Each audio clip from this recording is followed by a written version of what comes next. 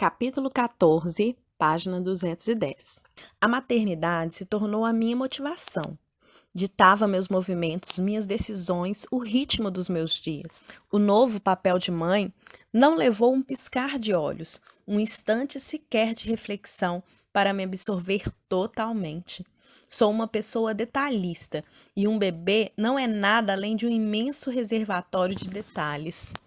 Barack e eu estudávamos a pequena malha. Absorvíamos o mistério dos seus lábios arredondados, a cabeça coberta por uma penugem escura, o olhar vago, os membros minúsculos se movendo de forma agitada. Dávamos banho nela, colocávamos a fralda e mantínhamos malha junto ao nosso peito. Nós a observávamos se alimentar, dormir, fazer qualquer barulhinho. Analisávamos o conteúdo de cada fralda, como se nos contasse todos os segredos dela. Ela era uma pessoa minúscula, uma pessoa confiada aos nossos cuidados. A responsabilidade me inebriava. Eu estava totalmente cativada por ela. Podia passar uma hora inteira apenas observando sua respiração.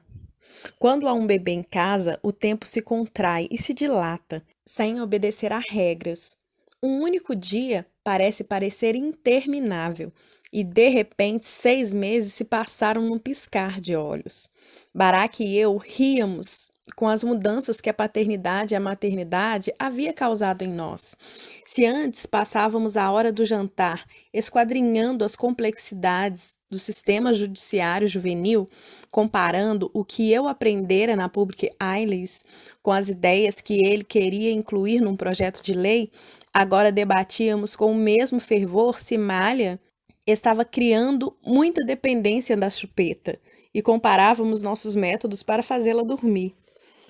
Como a maioria dos pais de primeira viagem, éramos obsessivos e um pouco maçantes, e nada nos deixava mais felizes. Nas nossas noites de sexta, levávamos Malha no carrinho de bebê ao Zinfandel, tentando descobrir como otimizar nossos pedidos para chegar e sair logo, antes de ela ficar agitada demais. Meses depois do nascimento de Malha, retornei ao trabalho na Universidade de Chicago. Negociei voltar apenas em meio período, imaginando que seria bom para os dois lados, e que eu poderia ser a mulher com uma carreira e a mãe perfeita, alcançando o tão sonhado equilíbrio. Mary Tyler Moore e Marian Robson. Encontramos uma babá, Glorina Casabal, muito afetuosa e experiente, cerca de 10 anos mais velha do que eu.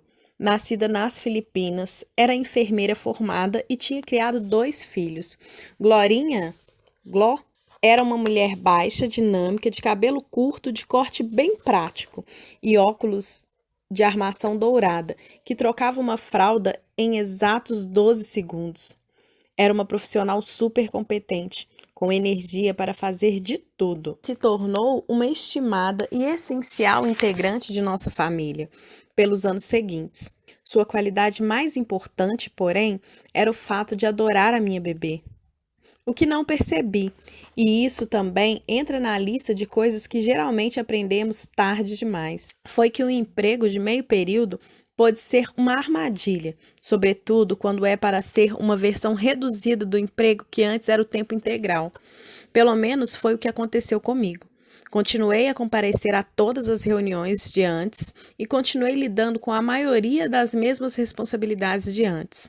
A única diferença era que agora eu recebia metade do salário e tentava fazer tudo numa jornada de 20 horas semanais.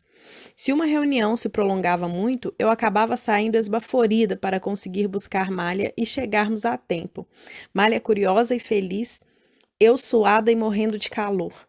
Para a aula de música na Weiger Worms, um estúdio musical na Northside.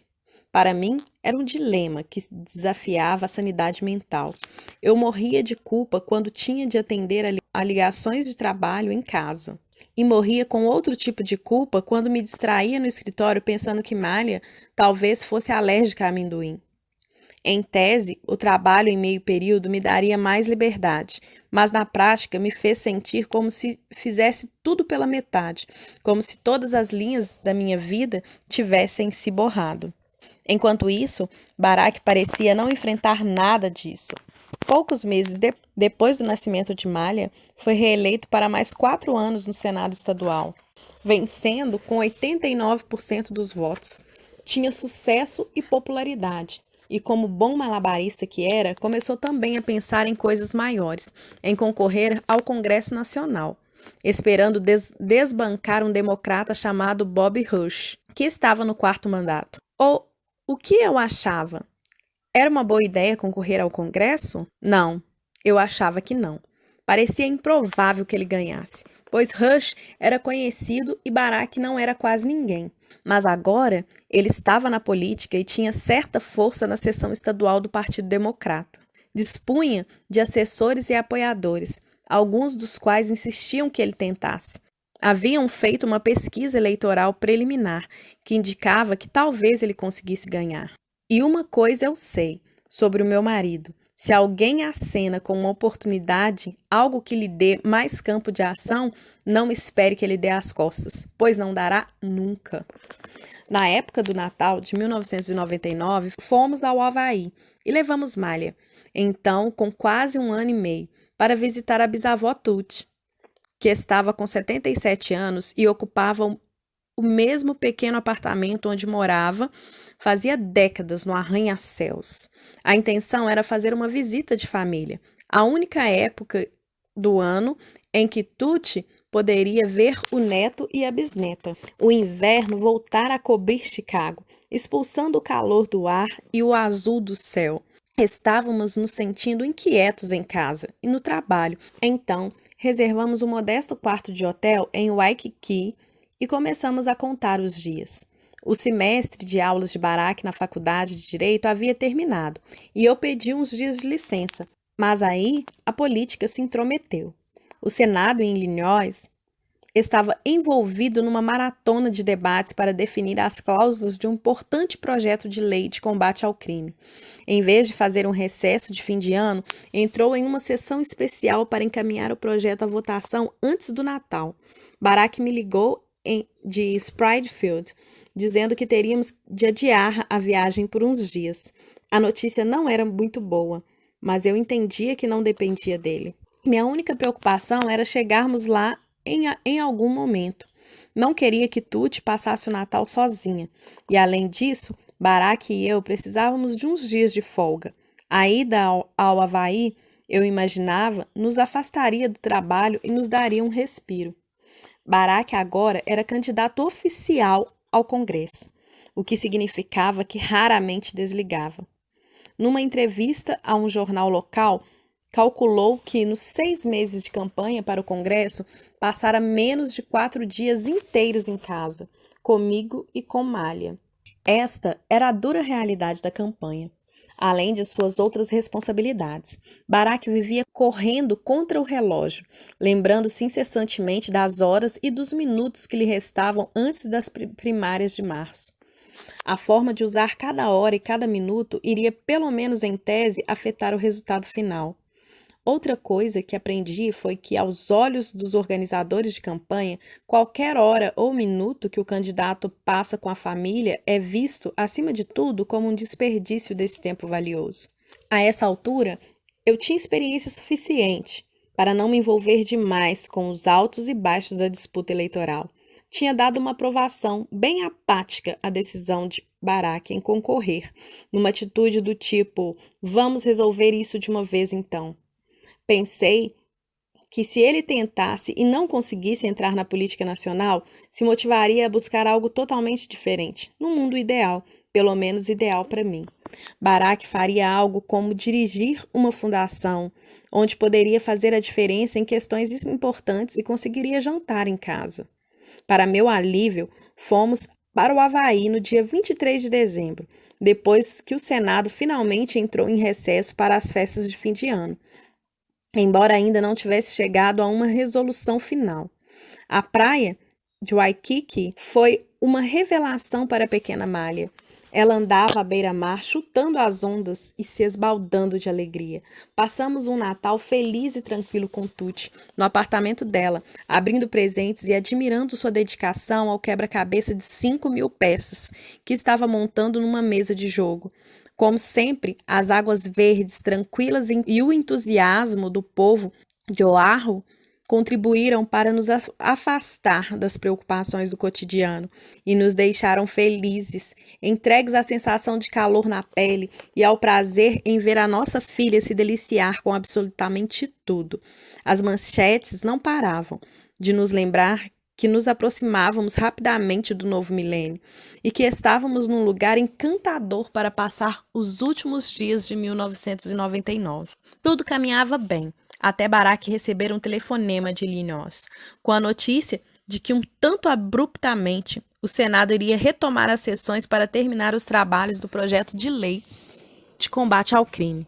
Se ele quisesse votar, teria cerca de 48 horas para estar em Springfield. Agora era outra corrida contra o relógio. Com o coração apertado, observei Barack entrar em ação, remarcar nossas passagens para o dia seguinte e pôr fim às nossas férias.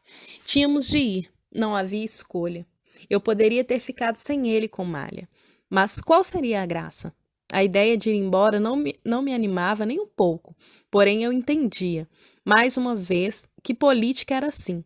Tratava-se de uma votação importante. O projeto de lei incluía novas medidas para o combate de armas, que Barack defendera ardorosamente, que havia causado uma grande divisão, a ponto de a ausência de um único senador talvez ser capaz de impedir a aprovação do projeto.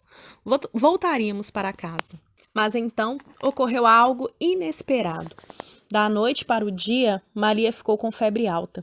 Terminara o dia anterior correndo animada à praia, mas menos de 12 horas depois estava mole, abatida, ardendo em febre, com os olhos vidrados e gemendo de dor. Ela ainda era pequena demais para nos dizer algo mais específico. Demos Tilenol, mas não adiantou muito. Ela mexia na orelha, o que me fez imaginar que talvez fosse uma infecção de ouvido. Começamos a entender a realidade daquilo. Sentamos na cama e observamos Malha cair num sono inquieto e agitado. Faltavam poucas horas para o voo de volta. Vi a preocupação tomar conta do rosto de Barack. Ele se debatia, preso nas correntes que o puxavam para as obrigações contrárias.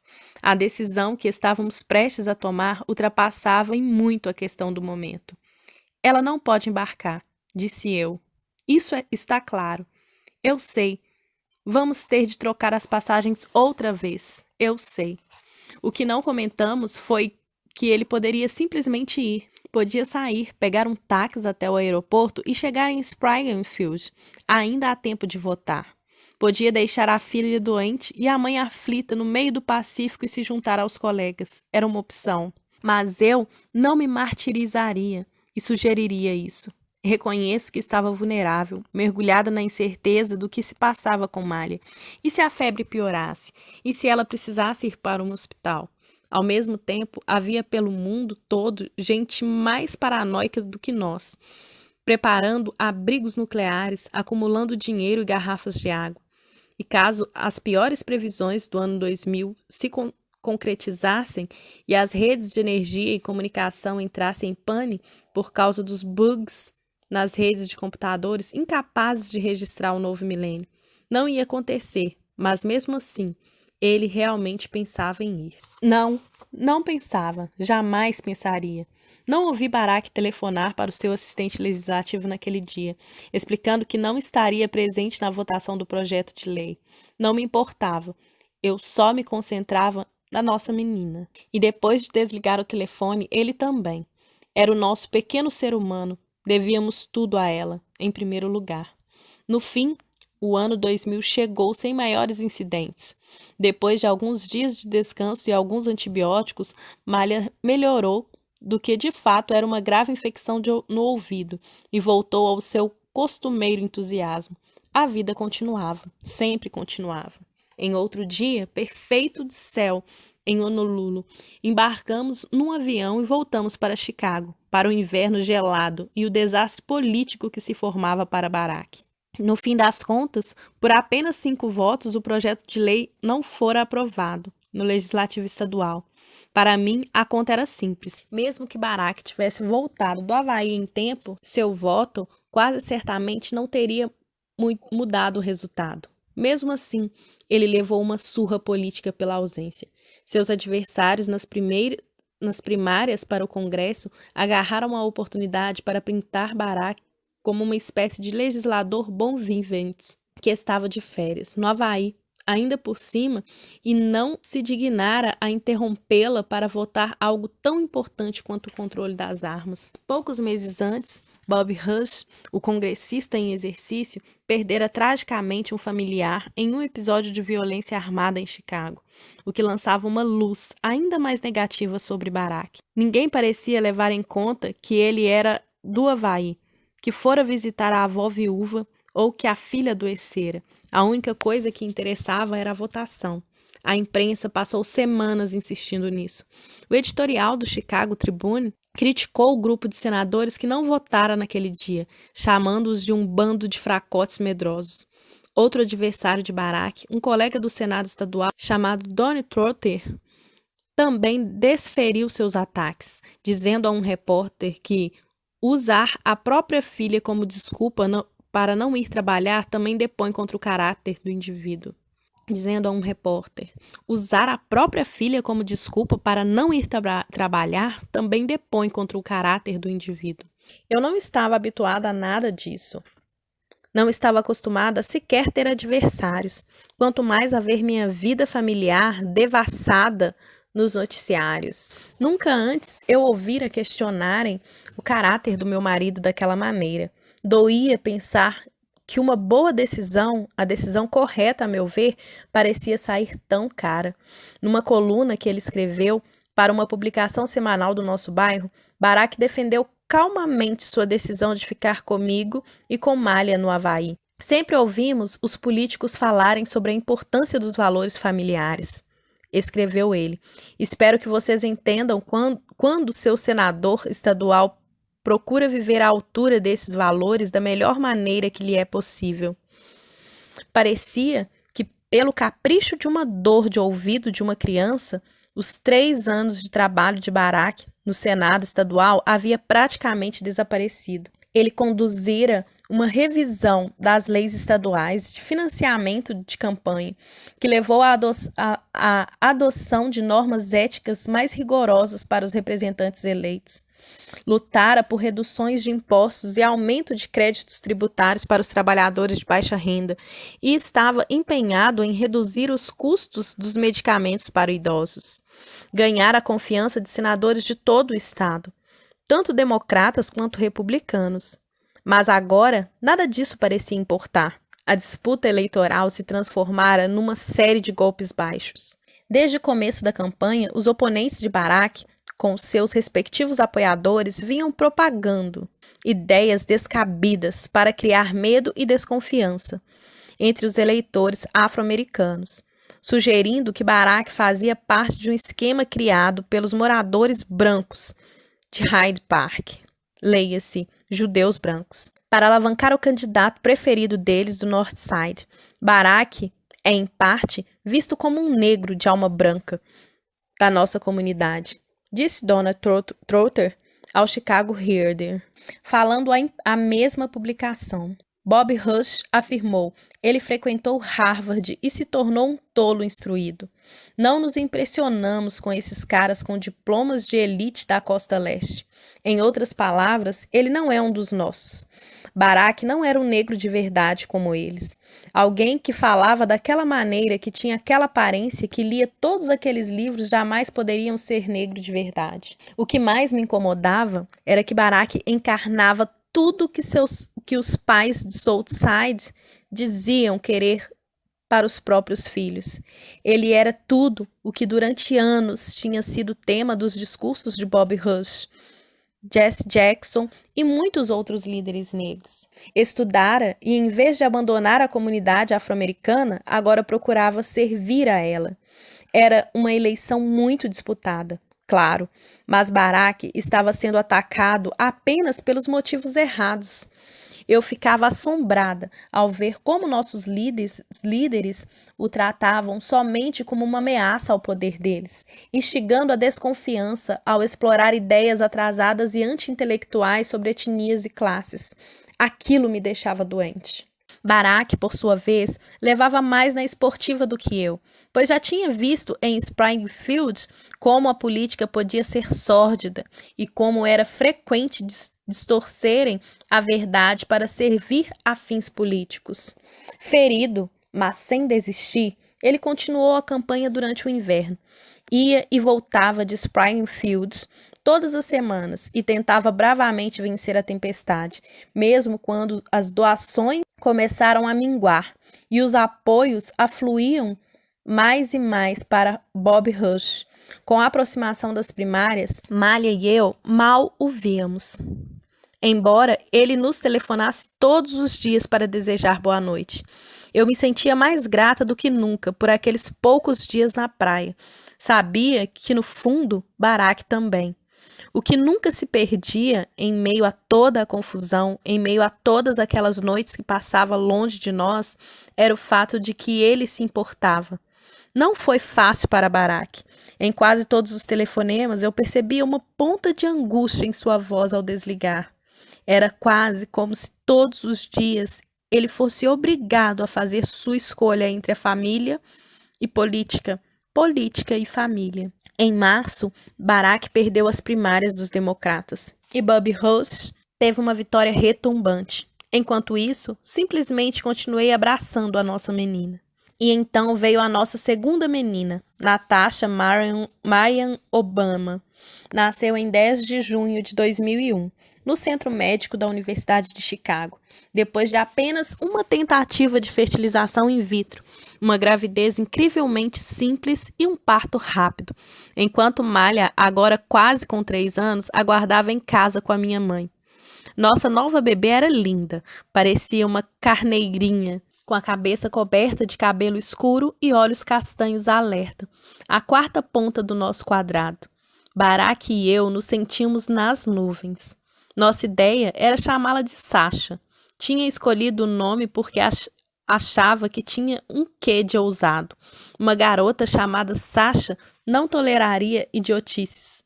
Como toda mãe, eu tinha grandes aspirações para as nossas filhas e rezava para que nunca acontecesse nada de ruim com elas.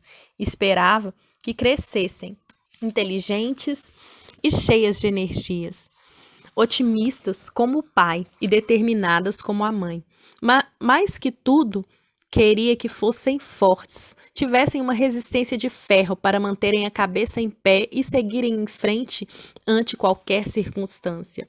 Eu não sabia o que viria pela frente, como seria a nossa vida em família, se iriam bem, mal, ou se, como a maioria das pessoas, teríamos uma mistura das duas. Minha tarefa era garantir que elas estivessem preparadas. O trabalho na universidade me deixava esgotada e me obrigava a fazer malabarismos nada perfeitos. Além disso, pesava nas nossas finanças, pois precisávamos de alguém que cuidasse das meninas. Depois que Sasha nasceu, fiquei em dúvida se queria sequer voltar ao trabalho, pensando que talvez fosse melhor para a família se eu ficasse em casa em tempo integral. Gló, nossa querida babá, havia recebido uma proposta com remuneração melhor e, relutante, decidira nos deixar. Eu não podia criticá-la, claro, mas sua saída me fez rearrumar tudo no meu coração de mãe que trabalhava fora. A dedicação de Gló à nossa família me permitira manter minha dedicação ao trabalho. Ela amava as nossas meninas, como se fossem suas próprias filhas, sabendo como seria difícil equilibrarmos as coisas sem ela. Chorei sem parar na noite em que ela nos avisou de sua saída. Eu sabia que já era uma sorte termos recursos para contratá-la, mas quando ela saiu foi como se tivesse perdido um braço. Eu adorava ficar com as minhas filhinhas, reconhecia o valor de cada minuto e cada hora em casa, principalmente com a agenda tão irregular de Barack. Pensei mais uma vez na decisão da minha mãe, de ficar em casa com Craig e comigo. Claro que eu romantizava indevidamente a vida dela. Imaginar que fosse divertido passar pinho-sol nos peitoris das janelas e fazer todas as nossas roupas em casa. Mas, em comparação, a vida que eu vinha levando parecia interessante e viável, e que valia a pena tentar. Eu gostava da ideia de cuidar de uma coisa só, em vez de duas, de não ficar me dividindo mentalmente entre as narrativas rivais do lar e do trabalho. E realmente parecia possível em termos financeiros. Barak passara de professor adjunto a professor titular na faculdade, o que nos dava direito a um desconto na escola de aplicação da universidade, onde Malha logo começaria a pré-escola. Mas então recebi um telefonema de Susan Sher, minha ex-mentora e colega na prefeitura, que agora era advogada-geral e vice-presidente do Centro Médico da Universidade de Chicago, onde Sasha nascera pouco tempo antes. Acho que você vai se frustrar, alertei. Se você se eleger, vai ir até lá e não vai conseguir realizar nada, por mais que se esforce. Você vai enlouquecer. Pode ser, respondeu ele dando de ombros, com um ar confuso. Mas pode ser que eu consiga fazer algo de bom, quem sabe? Verdade, falei. Foi minha primeira vez de encolher os ombros. Não cabia a mim interferir no otimismo dele. Quem sabe? Não é novidade para ninguém, e meu marido de fato virou político. Era uma pessoa boa, que queria fazer a diferença no mundo. E apesar de meu ceticismo, decidiu que esta era a melhor maneira. Tal é a natureza da sua fé.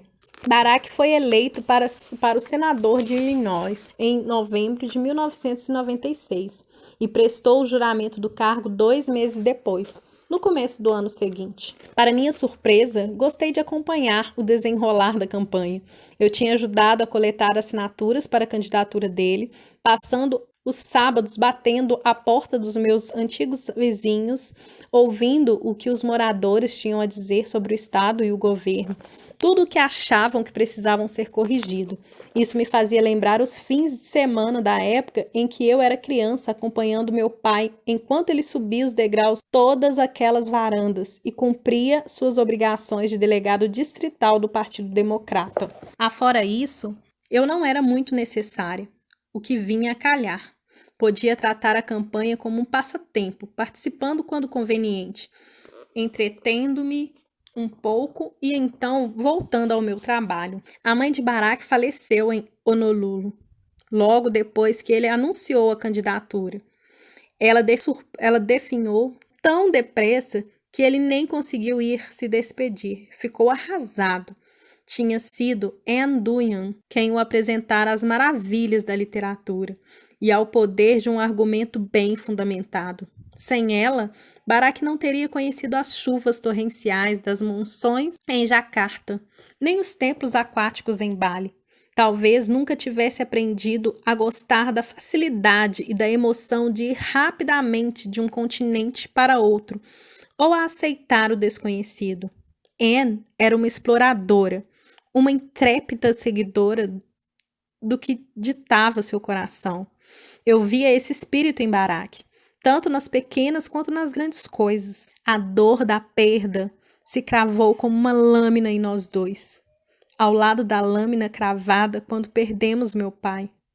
Agora que era inverno e o ano legislativo se iniciara, passávamos boa parte da semana separados. Nas segundas-feiras à noite, Barak dirigia por 4 horas até Springfield e ficava num hotel barato, onde também se hospedavam muitos outros legisladores. Geralmente voltava às quintas-feiras, tarde da noite. Dispunha de uma saleta no edifício do Senado e de um assistente em meio período em Chicago. Barak voltou a reduzir o expediente no escritório de advocacia, mas para saldar nossas dívidas, tinha aumentado a carga horária na faculdade de Direito, marcando as aulas para os dias em que não estavam em Springfield e dando mais cursos quando o ano no Senado se encerrava. Quando estava fora, conversávamos todas as noites pelo telefone, trocando impressões e contando como tinha sido o nosso dia. Nas sextas, com ele de volta a Chicago, tínhamos um encontro fixo marcado à noite, geralmente num restaurante chamado Zinfandel, no centro, depois do fim dos nossos expedientes.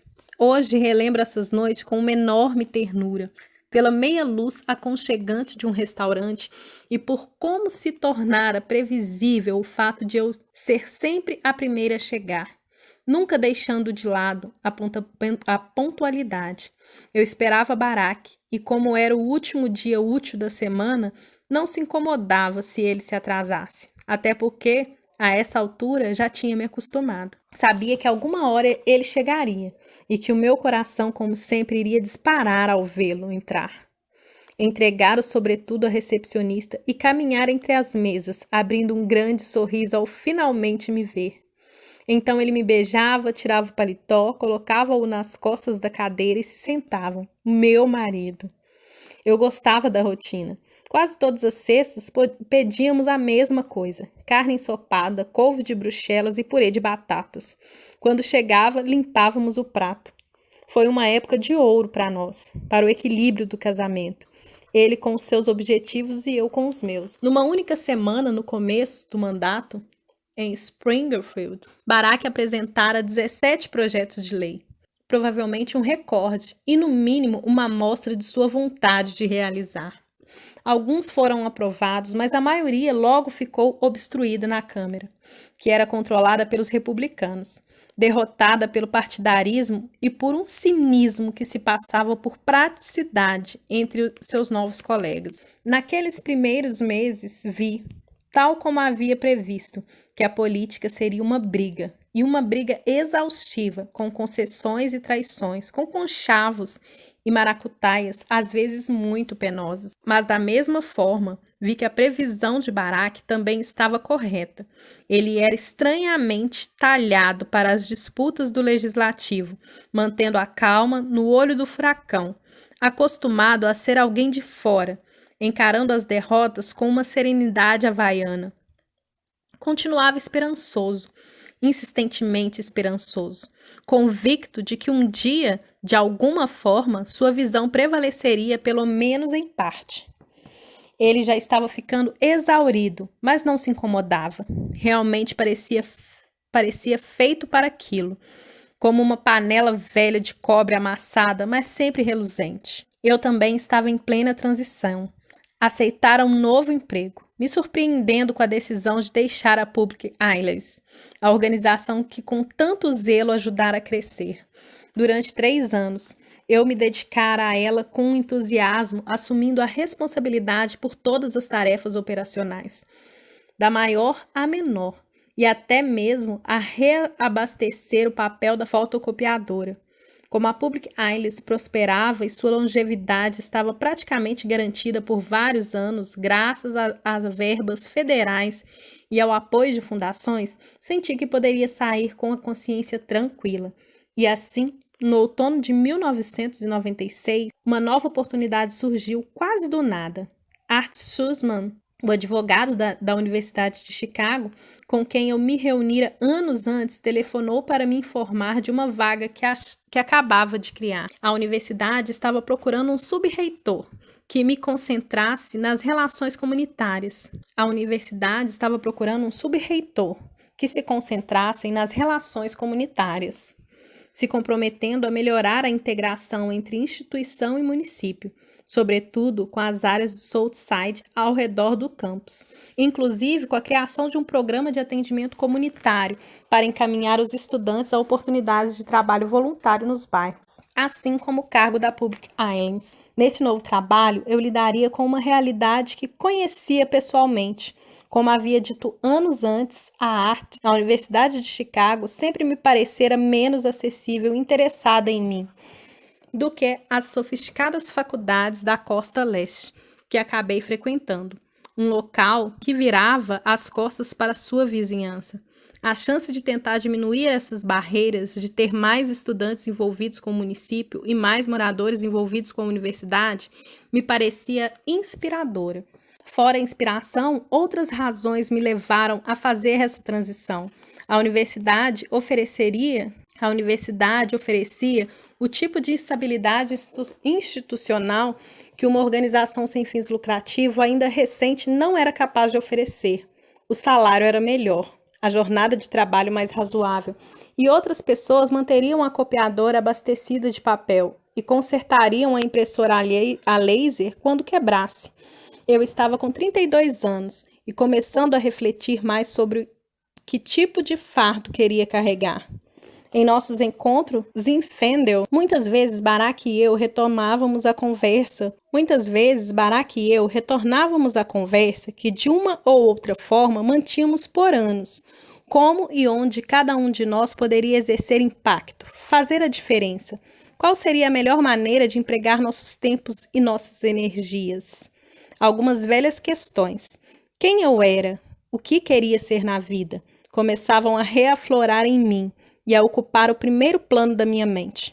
Eu aceitar o novo emprego, em parte para criar um pouco mais de espaço na nossa vida, e também porque o plano de saúde era melhor do que tudo o que eu já havia tido. Barak e eu fazíamos o possível para manter a vida das meninas numa rotina calma e administrável.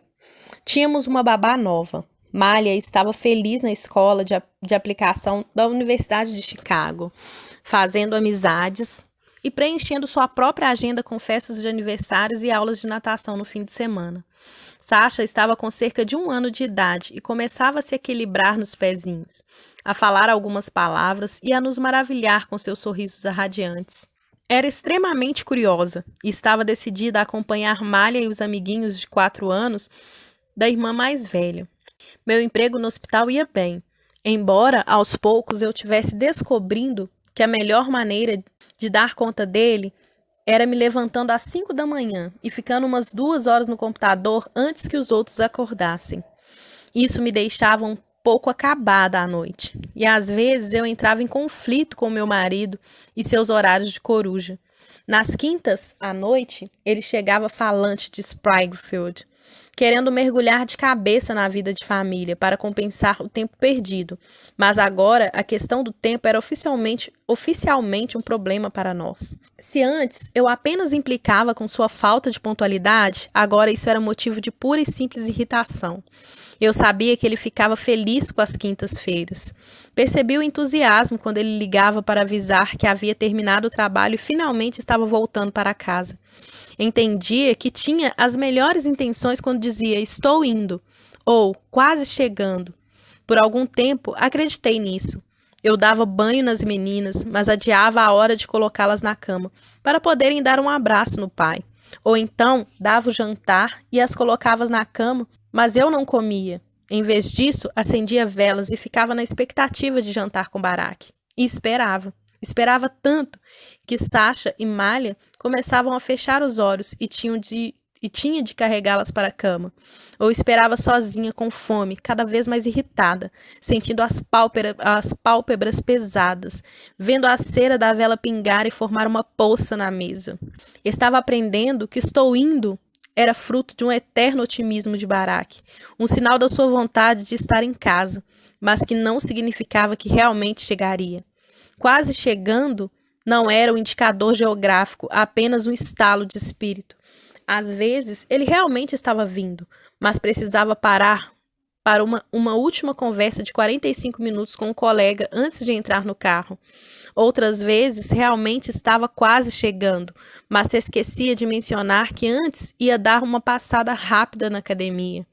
Antes das meninas, esses aborrecimentos podiam parecer insignificantes, mas como mãe que trabalhava em tempo integral, levantava antes do amanhecer e tinha um marido em meio período, eu sentia que a minha paciência diminuía, até que certa hora simplesmente esgotava. Quando Barak chegava em casa, ou eu já estava furiosa ou já tinha dormido, depois de ter apagado todas as velas, as luzes da casa e ido de mau humor para a cama. Todos nós vivemos de acordo com os paradigmas que conhecemos. Durante a infância de Barak, o pai sumiu e a mãe ia e vinha. Era dedicada, mas nunca se prendeu muito a ele. Para Barak, não havia nada de errado nisso. Suas companhias eram os morros, as praias e a si mesmo. A independência era importante no mundo de Barak. Sempre fora e sempre seria. Já eu fora criada num tecido de relações muito estreitas, dentro da minha família, no nosso apartamento, no nosso bairro, com avós, tias, tios por todos os lados, todos espremidos à mesma mesa aos domingos, para os nossos jantares habituais. Depois de 13 anos de amor, Barack e eu precisávamos entender o que isso significava.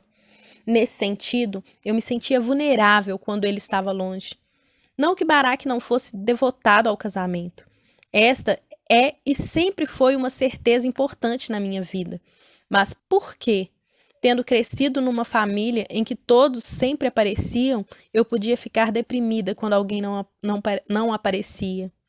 Era propensa a sentir solidão e agora também queria bravamente atender às necessidades das meninas. Queríamos Barack junto de nós. Sentíamos saudade quando ele estava longe. Eu tinha medo de ele não entender como aquilo nos afetava. Temia que o caminho que ele escolhera e que ainda parecia tão claramente determinado a trilhar, acabaria passando por cima de todas as nossas necessidades. Na primeira vez em que ele me consultara, anos antes, sobre a candidatura ao Senado estadual, éramos apenas nós dois. Eu não fazia ideia do que essa aprovação à política significaria para nós mais tarde.